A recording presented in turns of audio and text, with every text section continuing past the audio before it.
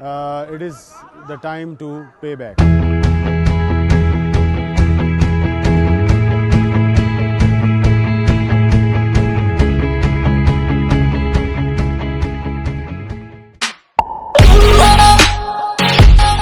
Assalamu alaikum everyone.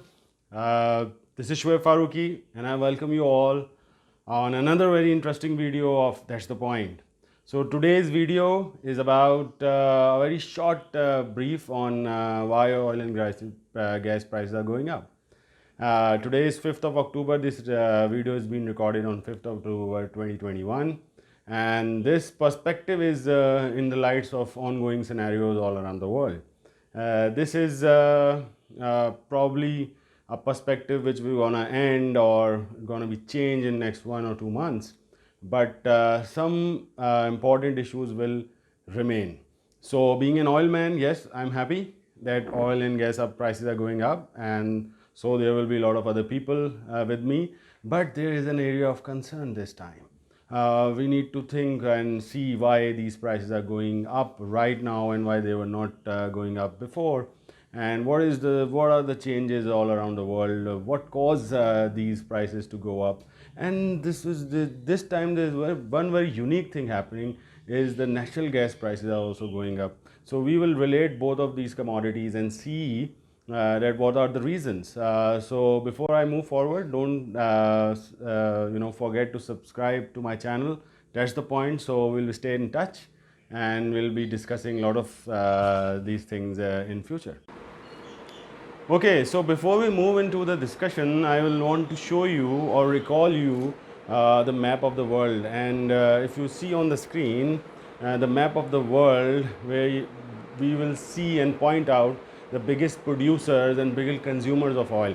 Right now, the biggest consumer of oil, with no question, is China. And if you see on the map, the biggest producer is on the left side of the map, and the biggest consumption is going on the right side of the map. Indian economy has been down since COVID, but just 1 year back, they are also with China as far as the biggest consumers are concerned. The biggest producer, if you can see on your screen, right now it's Russia, Saudi Arabia, then United States. And if you see that there are other number of other countries where Iran has also a very major role to play. So right now, what is driving this oil price to go up is bulk buying by China. That is the foremost thing. And China is not only just buying oil, they are also buying LNG. There is a strong directive from the government that they have to buy and store hydrocarbon for future energy growth, because post-COVID scenario, everybody is going back to work, and there is a huge surge in business activities and economical activities all around the world. And if you see on your screen now, there is another slide with seeing the leading countries by oil consumption. It was in 2020, and you can see US, the biggest consumer, and they are the third biggest producer as well. So they actually nullify the effect. Then China is the second biggest consumer. India is the third biggest. Saudi Arabia is then the fourth one, and then Japan, and then Russia. So other than the first reason which I have given you is China buying in bulk all the oil and gas all around the world being produced. The other important thing that in the COVID scenario, most of the bigger organizations and also the government organizations and the administrative bodies have laid off a huge number of workforce, and this workforce is not available. There is a lack of trained workforce, so there is a huge congestion at the ports all around the world. So if I show you on the screen, if you can see that the latest scenario just few days back, that there is a huge surge of ships being coming to the ports, and there is a lot of congestion because of the COVID SOPs, and also the lack of trained workforce.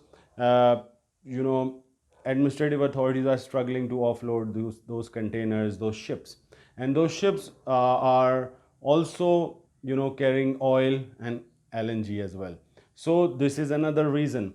And one recent example of this scenario is in UK, when you have been hearing that in last 2 weeks there is a shortage of truck drivers, the lorry drivers, and this shortage have caused the hydrocarbon resources like LPG, oil, crude, condensate, to reach the stations for the consumers to buy from there.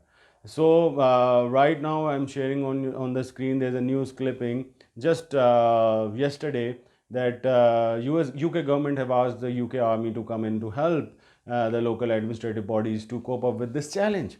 So what is this? This is creating a demand supply gap. So as we have studied in our studies that in a fair market, if there is a demand of something, there has to be a supply, and if there is a demand and supply equilibrium, there the price is stable. Whenever the demand goes up, the price should come down, but unfortunately in this world I haven't seen any fair market. So when the demand goes up and the supply go down, there is always a surge in the prices of the commodities. So that's what's going on. So there you can see there is a sharp increase in oil and gas prices. I am showing you on your screen one of the slides showing the sudden increase in the oil prices, and then the very unique scenario, which is the increase in the gas prices. It is all because this never happened before, that if the oil prices are going up, the natural gas prices are also going up. So this actually translate the scenario which I have just shared with you, that the issue of high demand, as I have already told you, but the issue with the supply is the supply chain mechanism. The supply chain mechanism is not equipped to handle this surge of economical activities all around the world, and this is the reason why these prices are going up simultaneously. And with the as we move along with the video, we will shed light that where Pakistan stand as well, but right now we are discussing the global perspective. So this is what happening, and this is also alarming, that if there is no trained workforce available to serve at the ports and at the administrative bodies and at the local consumer levels, then there will be a huge amount of concern. So the COVID SOPs, abiding by COVID SOPs is really challenging all around the world. Okay, so now there is another very important aspect of this. Some people say that oil prices were down and the natural gas prices were down, that because the world is moving towards renewable. So where are the renewables right now? The issue with the renewables is that currently there is a huge emphasis in Europe and also in Canada and other parts of the world on the emissions, and they are quite struggling right now to control the emissions, the carbon emissions. And due to this carbon emissions, there is a huge impact on climate. So the climate change is the buzzword right now all around the world, and all around the world the climate is changing very rapidly. So there are less rains, there are less sun, there is less steady winds. So the renewables are dependent on nature, and due to this climate change, there is a huge concern all around the world regarding the forecast on the renewables. As you know, water storage is a big issue all around the world. There are places in Europe where sun don't shine enough to produce solar electricity. So we are actually in a part of the world where we are blessed with the four seasons. We are blessed with a lot of sun, a lot of wind. We have issues with water storage, but the biggest concern with the renewables is that this climate change is causing a huge interrupt on forecasting what gonna happen in next 10 years. Now we will come to another very important issue, is what Middle East is doing, especially now with the latest conference held in Abu Dhabi. They've been emphasizing a lot on natural gas. They have been emphasizing a lot on natural gas logistic. Why? Because for a producer, he has to be an intelligent marketer. He has to sell his product. So there is an emerging scenario within our region to emphasize more on natural gas rather oil. So this is another issue. The emphasis on natural gas is also causing increase and surge in natural gas prices. And what they are saying it a clean energy for the better environment.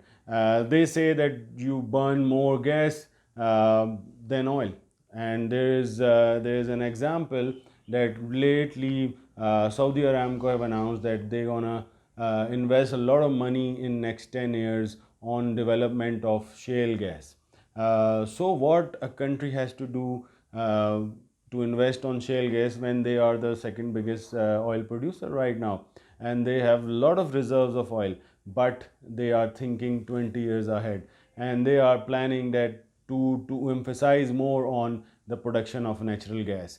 So now, moving forward, we will talk about Pakistan. What Pakistan has to do in this scenario, and what are our challenges. So one very important question that comes to my mind when I emphasized or look into the renewable scenario, that why a Middle East market, which is full of sun all around the air, they never market solar energy. They never market renewables, because they are rich in hydrocarbon resources. So why should they go and market something which they can produce, but that commodity is not that much of a price all around the world.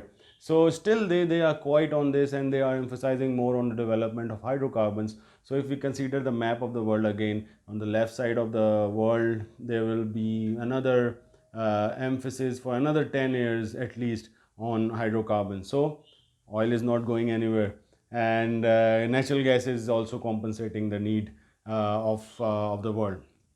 So let's come to Pakistan again, and currently we are in a bind, because we haven't done anything good in last 3-4 years as far as developing our indigenous resources. So we were very much dependent on the imports of hydrocarbons and energy resources. So now when the world is moving towards an revival of economic wheel, there is a high price of hydrocarbons. We are in a bite and buying very heavy or costly hydrocarbons from all around the world. It's not just oil, it's gas as well now. So in last 2 weeks back, Pakistan bought the most expensive LNG. So as Pakistani professionals, we all need to think and act and emphasize on the fact that we need to develop oil and gas storage facilities. These storage facilities can be artificial, and these can be natural. Oil and gas can be re-injected into the reservoirs under the earth crust. So this is one of the factor we always highlight, we always talk about when there is a surge in demand of oil and gas, and the prices goes up and we start suffering, but we never act. So for the students, for the people, for the young professionals, this is an area for you to explore. Remember, whatever challenges you have in hand, the opportunities lies in those challenges. So as Pakistanis, we need a lot of emphasis on oil and gas storage facilities. So for now, thank you very much for your attention. Don't forget to subscribe my channel, and we'll continue discussing such topics, and consider these things as food for thought for all of you and for myself as well, that we as energy professionals need to look into these aspects when we plan our careers, when we plan our researches, when we plan our studies. So thank you very much for your attention. Allah Hafiz.